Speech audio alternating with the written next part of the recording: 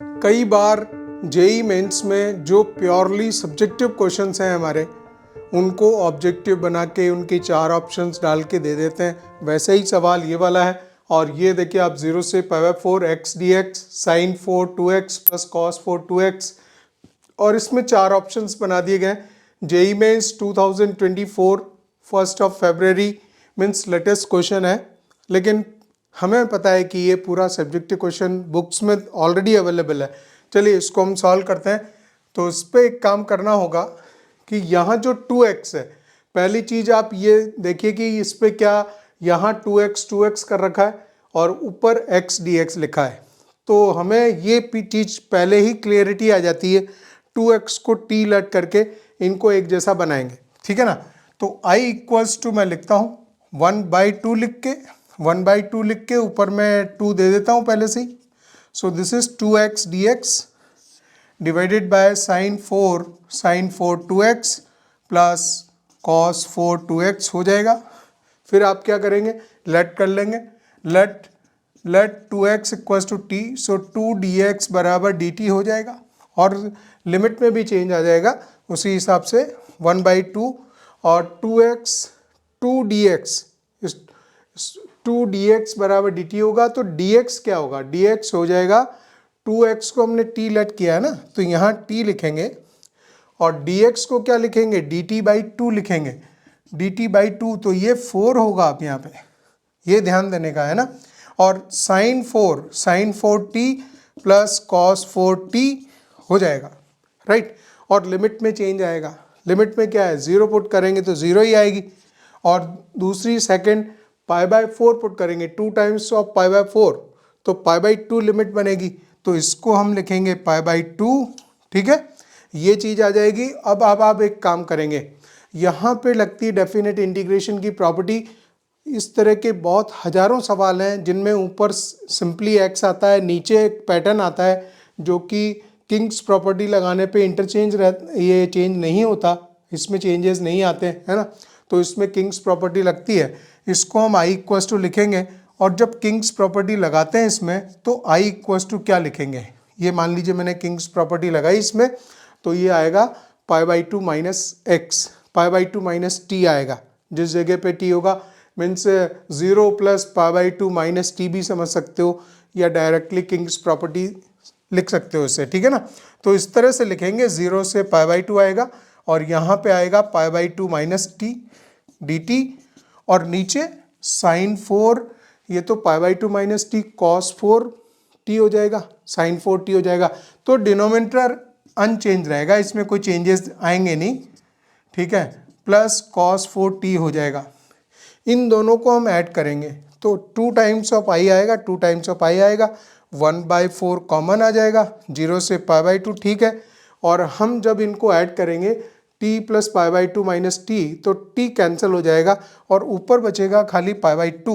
तो जो π/2 है ना, उसका मैं पाई लिख देता हूँ और 2 भी नीचे चला गया, तो अल्टीमेटली π/8 आ गया, ठीक है, π/8 आ गया। इनको हमने ऐड कर दिया दोनों को, 2 टाइम्स ऑफ i कर दिया और dt अपॉन नीचे वाला पोर्शन सेम हो जाएगा, sin 4t plus cos 4t हो जाएगा, बराबर है, ठीक है ना।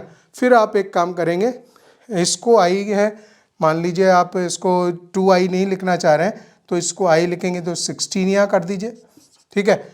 और अब फिर इसमें एक और वर्कआउट करेंगे। अब इसको 10 वाले फॉर्म में कन्वर्ट करना होता है, यहाँ पे सबको पता है सब्जेक्टिव में क्या चीज़ वर्कआउट होती है, ठीक है ना। तो i इक्वल्स टू ये π/16 है, तो या तो आप ऐसे बोल लो कि हम जो है sec 4t से न्यूमरेटर डिनोमिनेटर में मल्टीप्लाई कर रहे हैं, sec 4t से कर रहे हैं।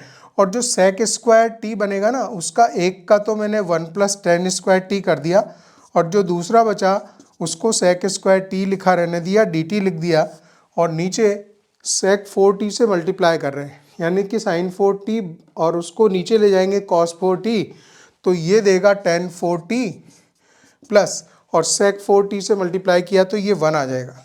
देखिए कितना लेंथी जाता है, मैं बोल रहा हूँ आपको, जेई जो सब्जेक्टिव क्वेश्चन है उसको ऑब्जेक्टिव बना के देना, तो फिर अगर आपको आंसर, अब आंसर कौन रटता है मैथ्स में, अच्छे स्टूडेंट्स इस तरह से आंसर याद नहीं रखते हैं कि मतलब क्या चीज़ आती है इसकी, है ना। हाँ, बहुत ज़्यादा प्रैक्टिस होती है तो चीज़ मालूम चल जाती है कि चलो ये ऐसा हो गया, ठीक है। तो अब हम जाएंगे यहाँ पे, हम इस जगह पे हैं, इसमें फिर एक और सब्स्टिट्यूशन यूज़ करना पड़ेगा हमें और उसको लिखते हैं। तो ये सारी चीज़ें ख़त्म हो गई, यहाँ तक हम लोग थे। इसमें फिर मैं लेट करता हूँ वापस, इसमें लेट कर देता हूँ again, let tan t equals to theta, tan t equals to theta let कर दिया तो हमें हो जाएगा sec square t d t equals to d theta हो जाएगा।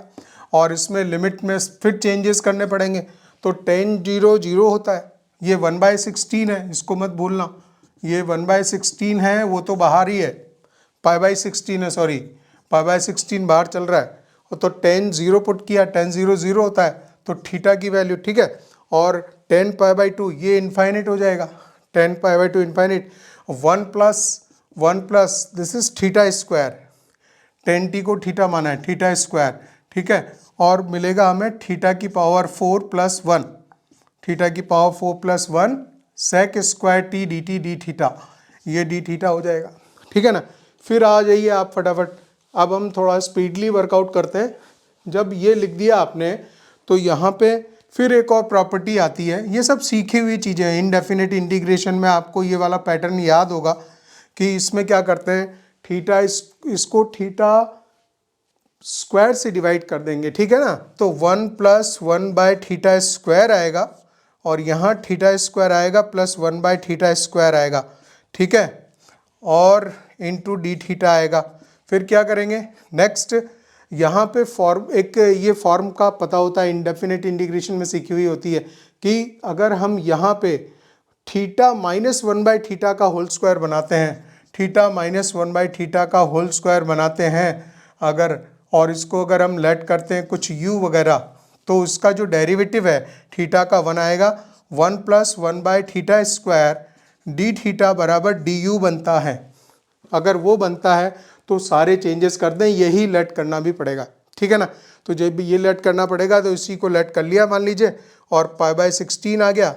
और जब वैल्यू रखेंगे तो जब थीटा की वैल्यू 0, यहाँ पे ये थीटा है, थीटा की वैल्यू 0 रखेंगे तो माइनस इनफाइनाइट बनाएगा। देखिए यहाँ 0 आएगा, -1/0 माइनस इनफाइनाइट बनाएगा, तो ये माइनस इनफाइनाइट होगा। अगर मैं मान लीजिए यहाँ इनफाइनाइट रखता हूँ सीधा, तो ये इनफाइनाइट होगा और इनफाइनाइट का उल्टा 0 होगा, तो लिमिट जो है माइनस इनफाइनाइट से इनफाइनाइट चली जाएगी। और इसको जो 1 + 1/थीटा स्क्वायर डी थीटा, इसको हमने डी यू लिखा, डी यू अपॉन, अब नीचे वाले का क्या करेंगे, नीचे का मैंने बताया कि थीटा -1/थीटा का होल स्क्वायर बना देंगे, बना दिया। मान लीजिए थीटा स्क्वायर आ गया प्लस 1/थीटा स्क्वायर आ गया, इसने एक्स्ट्रा -2 यूज़ कर लिया अंदर, -2ab वाली टर्म में -2 यूज़ कर दिए, तो काउंटर बैलेंस करने के लिए +2 करेंगे, ये भी चीज़ हो गई। अब हम क्या करें, वापस हमें सब्स्टिट्यूशन यूज़ करना पड़ेगा। ये है -इनफाइनाइट से इनफाइनाइट तक, ठीक है, अभी अब ज़रूरत नहीं है, अब डायरेक्ट किया जा सकता है। दिस इज़ π/16 है, ठीक है। और इसको हमने u लिया है, तो वो u तो लिख ही दें भाई, दैट इज़ द -इनफाइनाइट से infinite, and this is du, sorry मैंने यहाँ पे u नहीं लिखा है, दिस इज़ u² + 2 आ गया, ठीक है। और इसको हमने इंटीग्रेट कर दिया, π/16 आ गया, और ये आ जाता है u² + a, so a² + x² जैसा, ठीक है। तो 1/a tan इनवर्स x/a आता है, तो 1/√2 आएगा, 1/√2, 1/a means 1/√2 tan inverse u/√2 आएगा। और लिमिट लगा दोगे, -इनफाइनाइट से इनफाइनाइट लिमिट लगा दोगे, और इसको अब सॉल्व करते हैं। तो ये देखिए इतना लेंदी क्वेश्चन है, अगर किसी बच्चे को नहीं पता है इससे पहले, तो उसको इन सारे प्रोसेस से जाना पड़ेगा, तब कहीं जाके उसको आंसर मिलने वाला है, और वो भी जेईई मेंस में, ठीक है ना। तो यहाँ पे आ गए हम, π/32 हो गया, 16√2 हो गया, और लिमिट प्लेस करनी है अब। तो लिमिट है tan इनवर्स इनफाइनाइट आएगा सीधा, tan इनवर्स इनफाइनाइट π/2 होता है माइनस, और tan inverse minus infinite, tan inverse minus infinite जो है नीचे -π/2 देता है। ग्राफ आपको मालूम है ग्राफ को पता है, ग्राफ से हम चीज़ को समझ सकते हैं कि ऐसा हम क्यों लिख रहे हैं। तो जो tan इनवर्स माइनस इन्फाइनेट है इधर यहाँ पे माइनस इन्फाइनेट, वहाँ वो -π/2 वैल्यू देने वाला है, तो माइनस ऑलरेडी है, -π/2 आ जाएगा।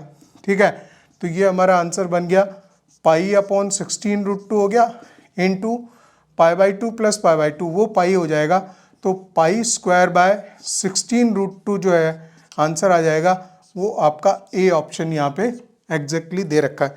तो इस तरह से जेईई मेंस में कभी कभार जो सब्जेक्टिव क्वेश्चंस हैं उनको ऑब्जेक्टिव बना के दे देते हैं।